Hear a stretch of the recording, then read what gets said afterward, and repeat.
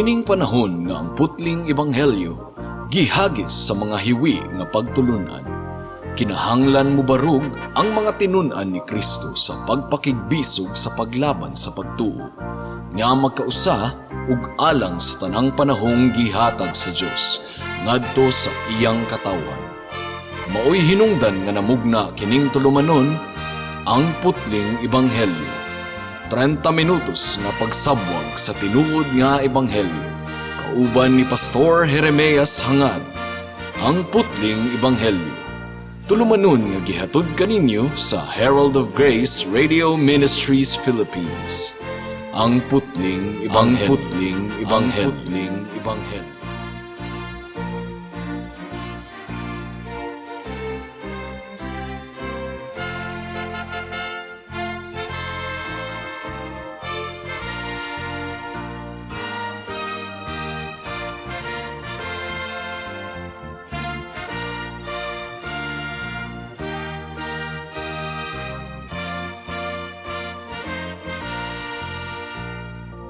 Mayong hapon, Dapitan City, Dipolog City, Zamboanga del Norte, Zamboanga Sibugay, Misamis Occidental ug kutob sa tanang gidala sa Ginoo sa pagpaminaw niining atong programa nga giuluhan og ang putling ebanghelyo.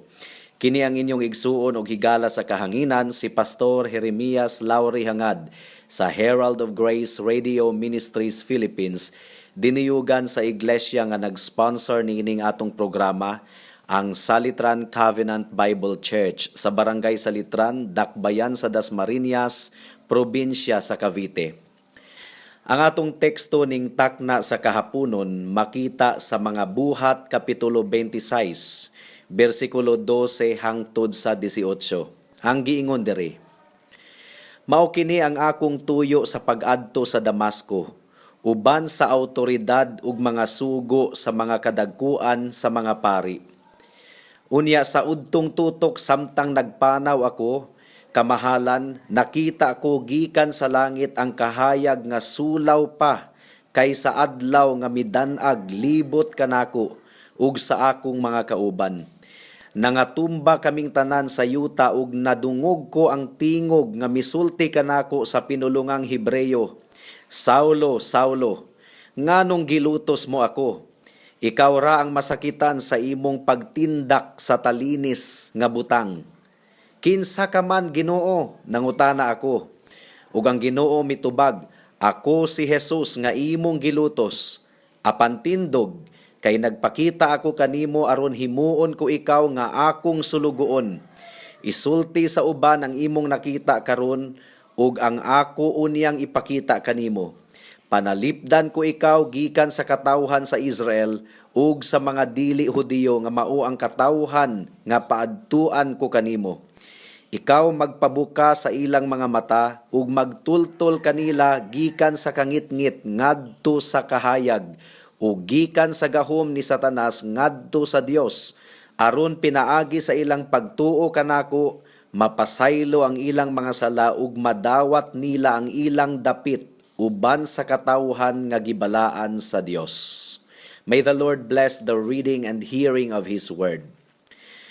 Kung nahinumduman ninyo ang pamalandong sa pulong sa Ginoo ni adtong miaging simana, mga kahigalaan, adunay duha ka mga butang nga kasagarang ipadala sa Dios ngadto sa mga katawhan aron makapamalandong ang mga dili mamalandong.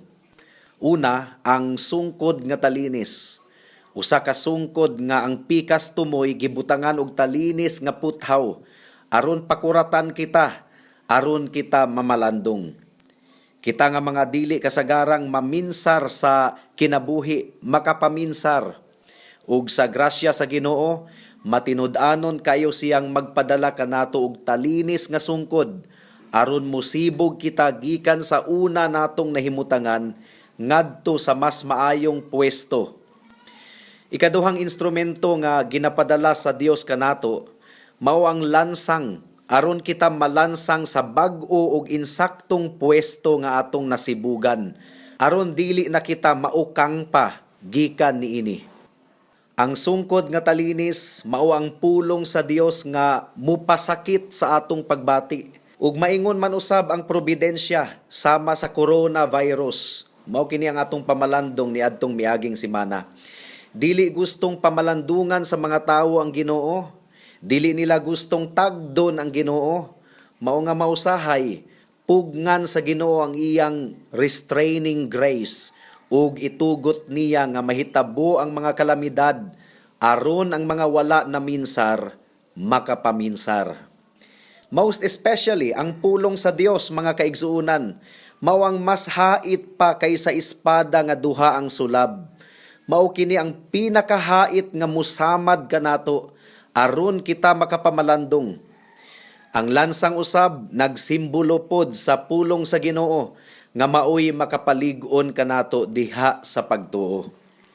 Si Apostol Pablo usab klaro kaayo sa atong teksto, mga kahigalaan, nga gigamit sa Dios ang ilustrasyon sa sungkod nga talinis aron sa pagsanta kang Pablo sa dautan niyang laraw batok sa iyang iglesia. Paminawan ninyo ang bersikulo 14 sa atong teksto. Ang giingon diri, nangatumba kaming tanan sa yuta ug nadungog ko ang tingog nga misulti kanako sa pinulungang Hebreyo. Saulo, Saulo, nganong gilutos mo ako? Ikaw ra ang masakitan sa imong pagtindak sa butang nga talinis. Nakigsangka si Saulo batok kang Jesus ug sa iyang iglesia. Gilutos niya ang iglesia sa atong Ginoong Hesukristo. Apan samtang gibuhat kadto ni Pablo, mga kahigalaan, misipa di ay siya or mitindak di ay siya sa talinis nga butang. Ug walay tawo nga mutindak sa talinis nga butang nga dili masakitan. Samtang gipasakitan ni Pablo ang iglesia sa Dios, samtang gilutos niya ang mga katawhan sa Dios, gipasakitan di ay usab niya ang iyang kaugalingon. It's hard for you to kick against the pricks, O Saul of Tarsus. Mao kadto ang pahigmata nga giingon sa Dios kang Saulo sa adlaw sa iyang pagkakabig, sa wala pa siya mas nailhi, ingon nga Apostol Pablo. Adunay tulo ka bahin ang atong pamalandong ning takna sa kahaponon. Una, unsa baybot ipasabot sa pagtindak sa talinis nga butang. Ikaduha, giunsa ni Pablo pagtindak ang talinis nga butang. Ug ikatulo, kanus miundang si Pablo sa pagtindak sa talinis nga butang. Mudangat na kita sa unang punto. Unsa baybot ipasabot sa pagtindak sa talinis nga butang. Saulo, Saulo, nganong gilutos mo ako? Ikaw ra ang masakitan sa imong pagtindak sa talinis nga butang. So unsa may gibuhat ni Jesus niining taknaa kang Saulo, mga kahigalaan.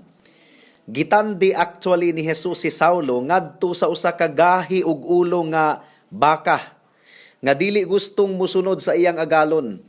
Pinaagi sa pagtindak sa sungkod nga talinis sa iyang agalon. Si Saulo usab, mga kahigalaan, nagmagahi sa pagsunod sa kabubuton sa Dios, pinaagi sa pagtindak sa talinis nga kamatuuran gikan sa pulong sa Dios. So ang hulagway nga gihatag ni Jesus mismo niining higayuna, mao ang baka nga masinupakon sa iyang agalon ug dili gustong musunod sa direksyon sa iyang agalon. Nagtinapulan sa pagdaro ug dili na gustong mupadayon. Mao nga gitusok kini sa sungkod nga talinis sa iyang agalon aron mupadayon sa pagdaro. Apan misupa kini ug mitindak sa talinis nga sungkod. Apan sa pagsipa niya sa sungkod nga talinis sa iyang amo, nasakitan hinuon siya. Mao kini ang gipakita ni Jesus kang Pablo, mga higala, nga sa iyang pagsupak sa ebanghelyo ni Kristo, sa iyang mainitong pagluto sa iglesia sa Dios, iya di ay gipasakitan ang iyang kaugalingon. Sa tinuod lang, mga higala, sakit gayod ang pulong sa Ginoo. Apan gikinahanglan nato kini aron kita makaamgo ug makahinulsol. Unsa may nahitabo sa pagwali ni Pedro sa Buhat Kapitulo 2, versikulo 37. Human madunggi sa mga Hudiyo ang wali ni Pedro nga nagkundinar kanila tungod sa ilang paglansang sa anak sa Dios didto sa krus. Ang giingon sa Buhat Kapitulo 2, versikulo 37, sa pagkadungog niini sa mga tawo, daw gikumot ang ilang kasing-kasing, ug giingnan nila si Pedro ug ang ubang mga apostoles, mga igsuon, unsa may among buhaton. So nasakitan ang ilang kasing-kasing. They were pricked in the hearts. Ang wali di ay mga kahigalaan, makapasakit sa mga naminaw, aron sila maghinulsol, mubiya sa ilang mga sala ug mudangop kang Kristo. Ang bugat usab nga probidensya, hait usab nga sungkod, nga gituyo sa Dios aron kita masakitan, aron kita maghinulsol, sama niining kamulong nga coronavirus. Higala, matud pa ni Jesus, masakitan lamang kita kung atong tindakan ang pulong sa Dios, kung atong supakon ang kabubuton sa Dios, kita ra ang maalaot. Mudangat na kita sa ikaduhang punto. Giunsa man ni Pablo pagtindak ang talinis nga butang. Ang tubag, gibuhat kini ni Saulo, pinaagi sa pagsupak sa kabubuton sa Dios. Kung atong basahon ang Buhat Kapitulo 9, versikulo 1, gipamatay ni Pablo ang mga magtutuo. Gipangdakop niya sila ug gibilanggo. Sa laktod nga pagkaistorya, mga higala, dili alang-alang nga magluluto si Saulo sa iglesia sa atong Ginoong Hesukristo. Apan bisan pa niini, kung atong padayunon ang sugilano ni Pablo, giluwas gihapon siya ni Kristo. Gikabuot gihapon siya sa grasya sa Dios. Mao nga higala, nakita mo ba ang imong pagkadautan? To the point nga nakapangutana ka kung mapasaylo ka pa ba sa atong Ginoo? Well, tanawang kinabuhi ni Pablo, higala. Bisag unsa pa kadako sa iyang sala, giluwas o gipasaylo gihapon siya sa Ginoo. Mao kini ang maayong balita, gumikan sa gahom sa dugo ni Kristo nga giula didto sa krus, ang tanang maghinulsol sa sala ug mutuo ug musalig kaniya, mapasaylo gayod ug pagaisipon nga matarong sa iyang atubangan. Karon sumala sa gikaingon ko na, samtang gipasakita ni Pablo ang iglesia sa Dios, samtang gitindak-tindakan niya ang talinis nga sungkod sa ebanghelyo ni Kristo, siya ra pud ay ang nasakitan. Gitulisok siya sa iyang konsensya. Kadto di ay tibuok nga wali ni Esteban sa Kapitulo 7 nga iyang nadunggan ug iyang gibalibaran, mitulisok kadto sa iyang konsensya. Kadtong iyang pag-aprobar sa kamatayon ni Esteban, mitulisok di ay kadto sa iyang konsensya. Ug sa dihang gibato sa mga Hudiyo si Esteban, samtang nagsudong si Pablo ni adto, labi na tungod kay nadunggan niya ang pag-ampo ni Esteban alang sa iyang mga maglulutos, apil na si Pablo. Sa wala pa namatay si Esteban, misinggit siya og, Ginoo, ayaw og isipa bato kanila kining salaa nga ilang gibuhat. Samtang nadunggan kadto ni Pablo, mga kahigalaan, gitulisok di ay ang iyang konsensya. Ang tanang tawo adunay konsensya nga gibutang sa Dios sa ilang kinasuluran. Ang konsensya maoy nagsulti kanato nga dunay Dios, ug ang konsensya usab ang naghatag kanato og kahibalo tali sa maayo ug dautan. Ug kung musupa kita sa atong konsensya, dili kita mahiluna, mga kahigalaan. Gilutos ni Pablo ang iglesia. Gitindak-tindakan niya ang talinis nga sungkod sa ebanghelyo. Apan siya ra ang nasakitan. Dili lang kay gitulisok siya sa iyang konsensya, kundili kanunay usab siyang nadismaya. Ngano man, tungod kay bisag giunsa niya sa pagpaningkamot nga magkatibulaag ang iglesia, sumala pa sa Buhat Kapitulo 8, ang mga miyembro nga nagkatibulaag nagwali naman hinuon sa pulong sa Ginoo bisag asa sila napadpad. Di misamot og kadismaya si Pablo. Wala gayud niya mapugni ang mga magtutuo gikan sa pagpangwali. Labaw sa tanan, wala gayud niya mapugni ang pagtubo sa iglesia sa atong Ginoong Hesukristo. Gitindak-tindakan niya si Kristo, apan siya ra gayud ang nasakitan. Higala, hinaot nga nasabta nimo ang mensahe sa Dios alang kanimo karon. Imposible nga dili mahimong miserable ang imong kinabuhi diri sa kalibutan o human man sa kamatayon kung imong tindak-tindakan ang talinis nga sungkod sa pulong sa Dios. Kung imong supakon ang kabubuton sa Ginoo. Nahitabo kini sa realidad, sulayi og tindak-tindak ang lansang, ikaw ra ang masakitan, higala. Matud pa sa Ginoo, ikaw ra ang maalaot kung imo siyang alkontrahon. The more nga musupa ka sa Ginoo, the more nga masakitan ikaw. Pamalandungi ka na, higala. Ang giingon sa Panultihon Kapitulo 13 versikulo 15, ang lakang sa mga dautan maoy ilang kalaglagan. So, kung mutinda kita sa butang nga talinis, masinatian nato ang kasakit sa kinabuhi. Tanawa ang kinabuhi ni Balaam, ni Manase, ni Haring Saulo sa karaang tugon. Mga examples kadtong tanan sa mga mitindak sa talinis nga butang nga gipadala sa Ginoo ug naalaot gayod ang ilang kinabuhi. Well, insakto ra gyud kaayo ang tambag ni Gamaliel sa Buhat Kapitulo 5 bersikulo 38 ug 39. Ang giingon dire, busa niining kasuha karon, matud pa ni Gamaliel, ayaw ninyo sila hilabti. Pasagdi sila kay kun kining ilang laraw ug buhat iya lamang sa tawo, mahanaw gayod kini. Apan kun iya kini sa Dios, dili gayod kamo makabuntog kanila. Mahitabo pa hinuon nga kamo nakigbatok sa Dios. Very wise kaayo nga tambag ni Gamaliel. Busa ayaw og balibari ang Ginoo, higala. Ayaw tindak-tindaki ang iyang ebanghelyo. Pagpasakop sa iyang ebanghelyo, paghinulsol sa imong mga sala, ug dangop kay Kristo aron ikaw maluwas.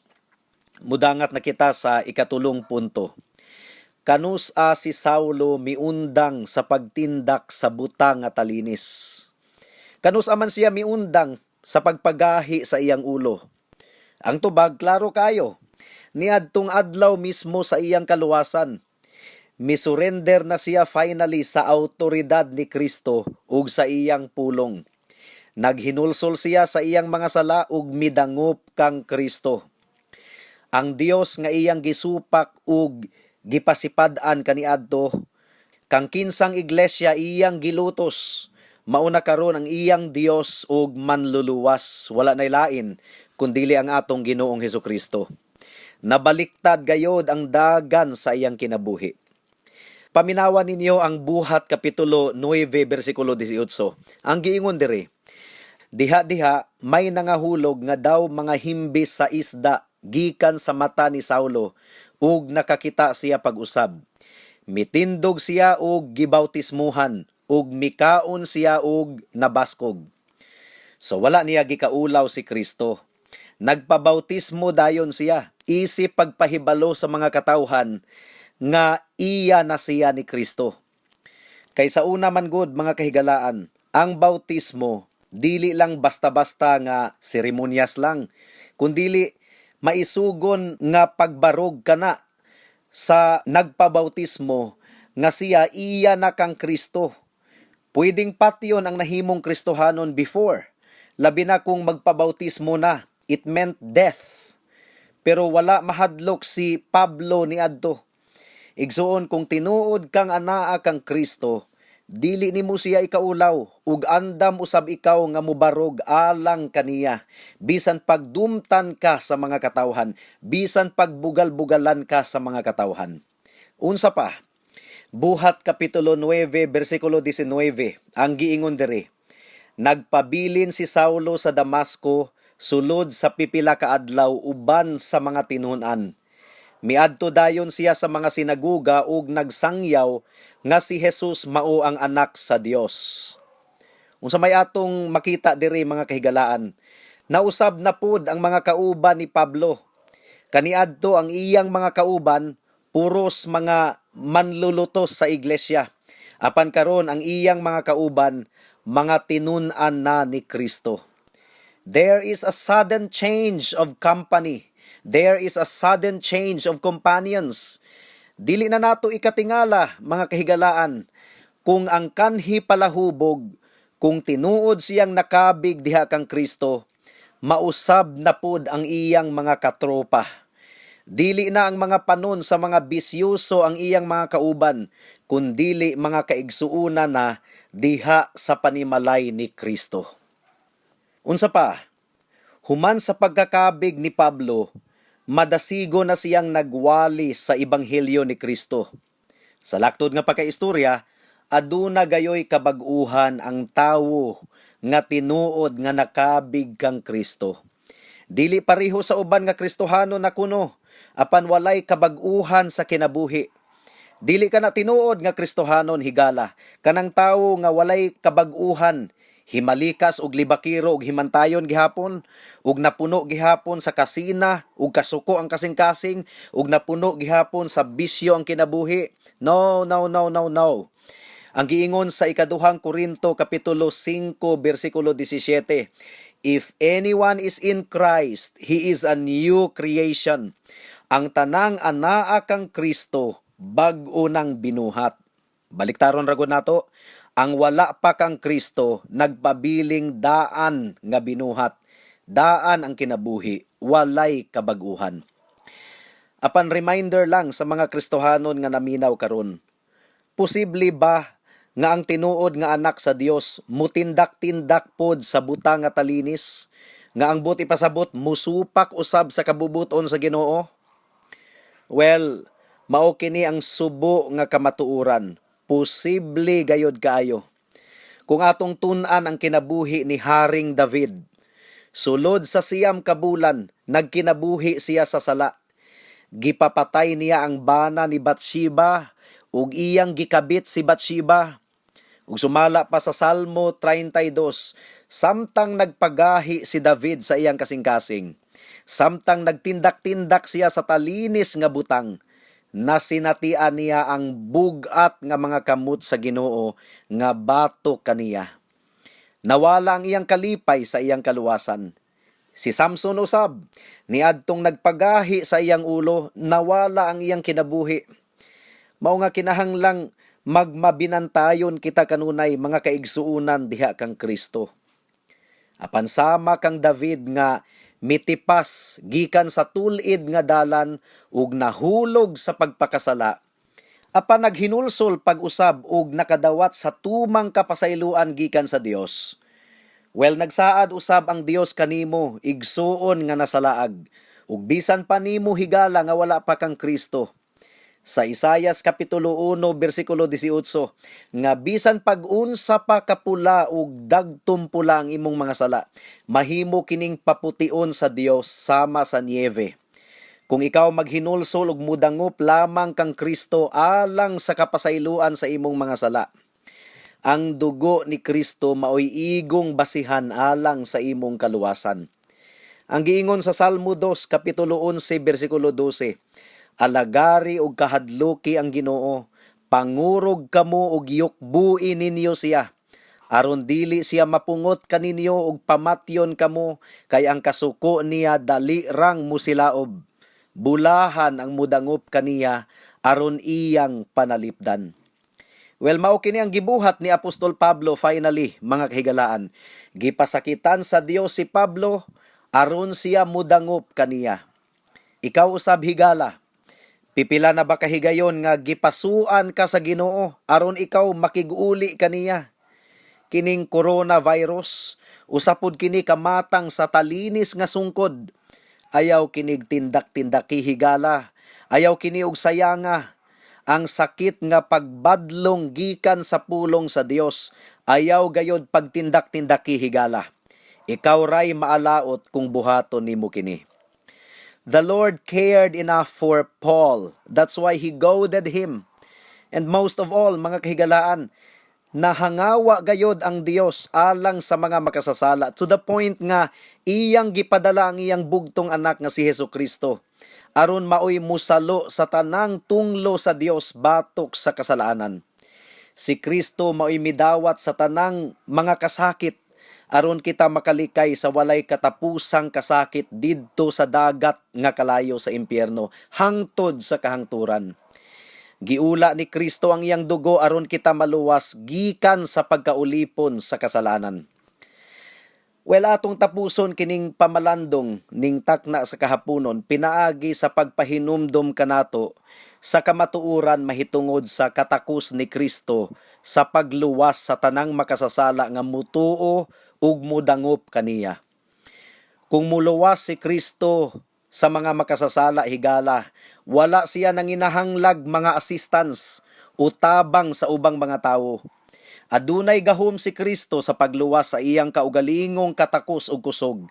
Bisag unsa pa kagahi ang kasing-kasing sa tawo, mahimo kining pahumuko ni Kristo. Bisag wala nay paglaom ang usa ka makasasala sa pananaw sa mga tawo, adunay gahom si Kristo sa pagluwas ug pagtul-id ni anang tawhana. Ang balaang dugo ni Jesus ug ang iyang pagkamatarong maoy mahimong biste sa tanang mga makasasala nga mituo kaniya nga may paghinulsol sa tanang mga sala alang sa grasya sa kaluwasan. Ayaw dudahi si Kristo higala. Ayaw og kaminusi ang iyang gahom sa pagluwas. Dangop kaniya ingon nga makasasala nga nanginahanglan sa iyang grasya.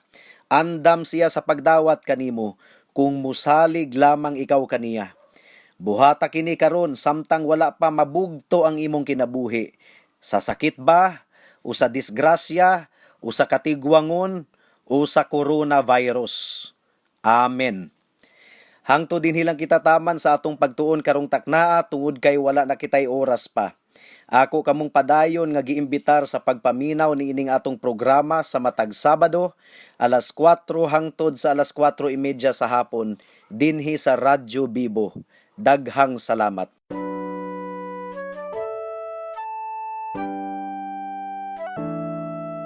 Noon ay bulag ako sa daan ng kaligtasan. Tulad ng marami, nakatuon ako sa sarili. Mabait naman at matulungin at walang kapwang inabuso. Kung kaya't ang tiwala ko, malamang ligtas ako.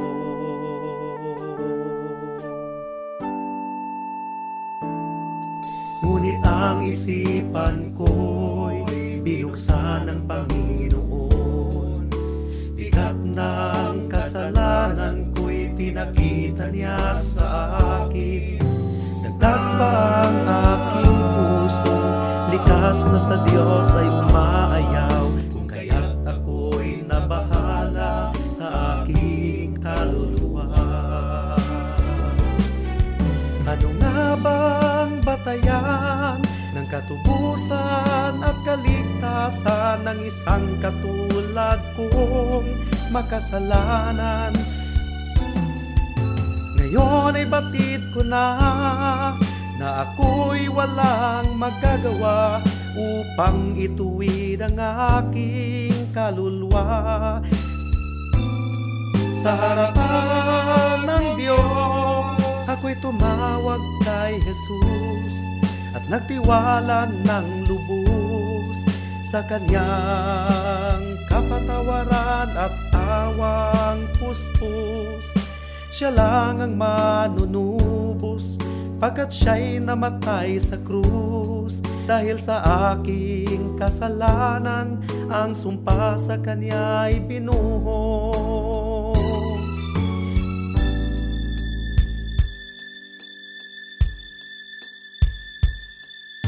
Ngayon ay tiyak ko na ang aking kaligtasan, aking nararanasan, tunay na kapayapaan. Ang puso ko'y binago niya, ang buhay ko'y inayos niya. Purihin si Jesus sa dakilang biyaya niya. Ang puso ko'y binago niya, ang buhay ko'y inayos niya. Purihin si Jesus sa dakilang biyaya niya. Alang sa dugang nga mga pangutana, mahimong mo text kang Pastor Jeremias hangad sa 0935 744 3030.